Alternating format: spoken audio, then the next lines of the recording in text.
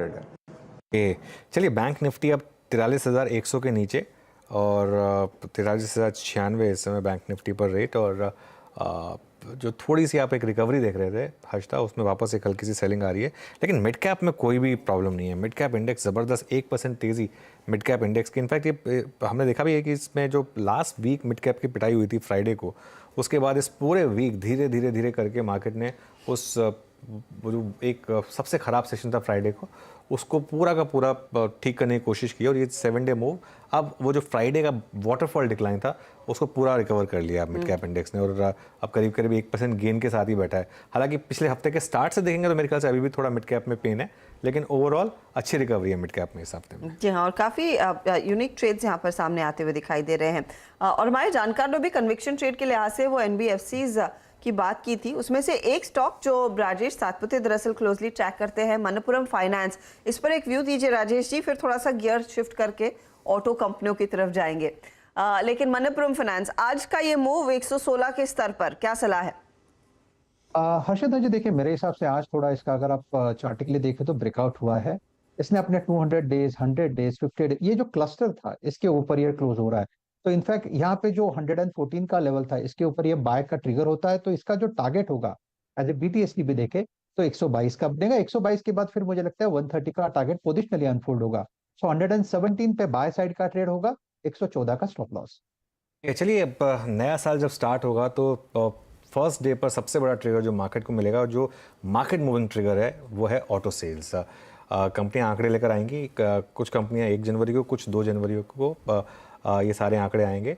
2 wheeler, 4 wheeler, passenger vehicles. और नमूरा के estimates markets काफ़ी अच्छे से ट्रैक करती है। दीपाली के पास चलते हैं और जानते हैं कि क्या सेल्स एक्सपेक्टेशंस हैं दिसंबर के लिए।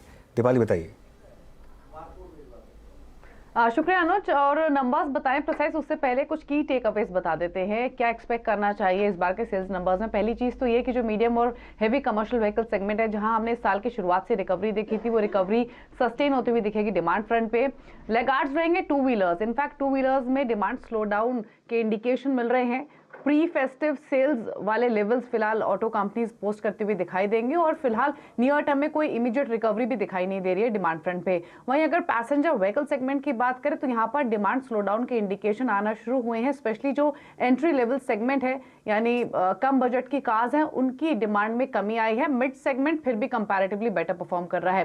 प्रिसाइज नंबर्स की बात करें, क्योंकि मारुति का majority of market share entry level segment में है, इसीलिए नंबर्स थोड़े वीक फ्रंट पे रहेंगे। 1,43,000 यूनिट्स कंपनी बेच सकती है दिसंबर में, और ओवरऑल नंबर जो रहेगा, और ये ड्रॉप रहेगा -10% मंथ ऑन मंथ बेसिस पे, और वाई बेसिस पे -7% का ड्रॉप रहेगा दिसंबर में।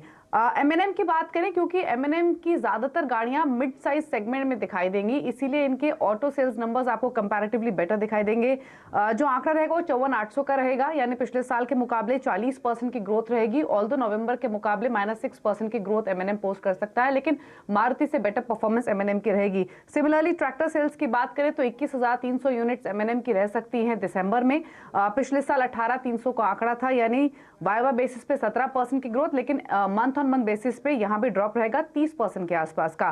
टाटा मोटर्स के नंबर्स देखेंगे तो टाटा मोटर्स की जो पैसेंजर व्हीकल सेल्स है, पहले वो बता देते हैं। 42,000 यूनिट्स एक्सपेक्टेड है। पिछले साल के मुकाबले ये ग्रोथ 19% की रहेगी, लेकिन मंथ ऑन मंथ बेसिस पे -9% की ग्रोथ है ये। और अगर आप मीडियम और हैवी कमर्शियल सेगमेंट देखेंगे टाटा मोटर्स का, तो वो बेटर परफॉर्म करेगा।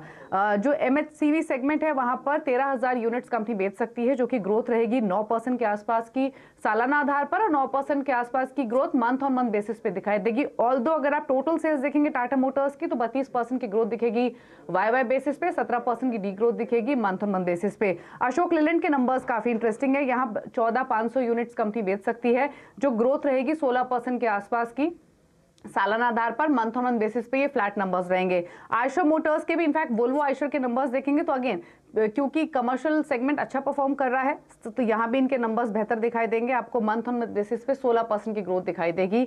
और अगर टू व्हीलर सेगमेंट को देखेंगे तो क्विकली पहले हीरो मोटोकॉर्प के नंबर्स बताते हैं। जो आंकड़ा रह सकता है दिसंबर में, वो 4 लाख यूनिट का रह सकता है।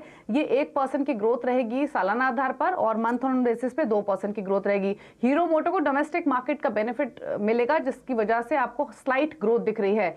अगर आप वहीं बजाज ऑटो के नंबर्स देखेंगे तो 2.9 99 लाख यूनिट रह सकती हैं दिसंबर में, जो कि डी ग्रोथ होगी 18% की सालाना आधार पर और 2% डी ग्रोथ होगी वाई बेसिस पे। ये वीक एक्सपोर्ट्स का इंपैक्ट है जो कि आपको बजाज ऑटो के नंबर्स पे दिख रहा है। टीवीएस मोटर्स की भी परफॉर्मेंस बेटर रहेगी। यहाँ जो टोटल सेल्स रहेंगी वो 2.57 लाख यूनिट की रह सकती हैं। ये ग्रोथ रहेगी 2.5% के आसपास की वाई बेसिस पे। रॉयल एनफील्ड के नंबर्स भी थोड़े लेगार्ड रहेंगे वाई बेसिस और मंथ मंथ बेसिस दोनों ही फ्रंट पर। तो select companies TVS Motors, Hero Moto, इनके नंबर्स थोड़े ठीक रहेंगे। कमर्शियल सेगमेंट थोड़ा ठीक परफॉर्म करते हुए दिखाई देगा, लेकिन कंसर्न टू व्हीलर्स और पैसेंजर व्हीकल सेगमेंट के लिए बने हुए हैं। ओके, चलिए ठीक है दीपाली, शुक्रिया इस पूरी जानकारी के लिए। 3 कंपनियां जो क्लियरली एक